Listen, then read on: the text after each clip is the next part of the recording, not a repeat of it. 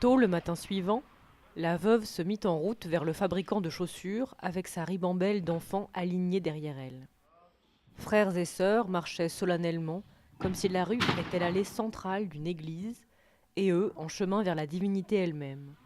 Et ils n'osaient même pas s'éclaircir la gorge, tellement ils craignaient de voir leur mère changer d'avis si quelque chose venait perturber sa marche décidée. C'était un des plus grands moments de leur vie. Jamais il ne leur était venu à l'esprit qu'il leur arriverait d'avoir des chaussures en cuir, et ils comprirent clairement combien celles-ci allaient changer leur existence et leur place dans la société.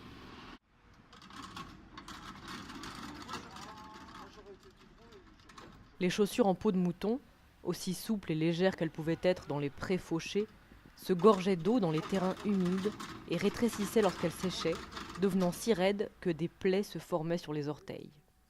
Sans parler du désagréable inconfort d'avoir en permanence les pieds mouillés quand il pleuvait.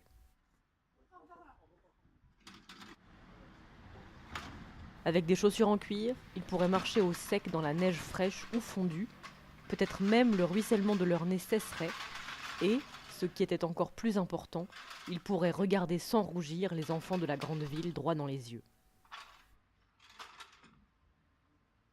Le cordonnier chausseur soupira lourdement lorsqu'il vit la petite troupe. Il n'avait pas dormi son comptant ces derniers mois à cause de son activité débordante. Ne fabriquez-vous pas des chaussures demanda poliment Steinun lorsqu'ils furent entrés, bien que cela soit évident, car on ne voyait pas le moindre petit bout de mur libre sous les cuirs et les semelles. Le fabricant de chaussures prétendit croire cela tout en continuant son travail d'un air maussade, comme s'il s'attendait à ce qu'il débarrasse le plancher en voyant l'ampleur de sa tâche. Voulez-vous, je vous prie, prendre les mesures des pieds des enfants dit Steinun sans céder un pouce.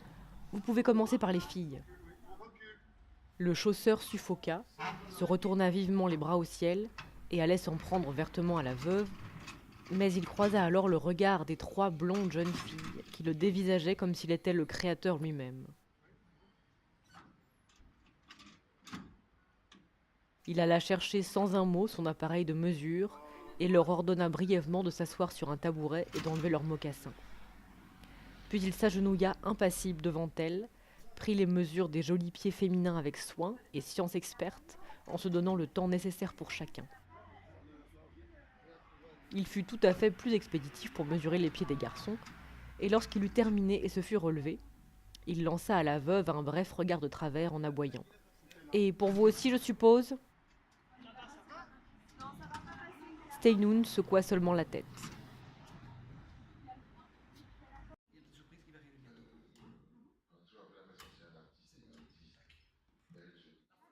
Il fut des plus charmants lorsqu'ils prirent congé. La candide admiration des jeunes filles n'avait pas été entamée par la séance de mesure et annonça que les 6 paires de chaussures seraient prêtes pour l'automne. Steinun voulut lui payer un acompte en dépôt, mais c'est alors lui qui secoua la tête. Ah, j'aurais cru. Oui, on m'en a fait. Ouais. Non, attends, regarde. Bah, c'est tout, on va essayer. Hein. On tourne comme ça. Non. Attends, on va essayer à la brosse.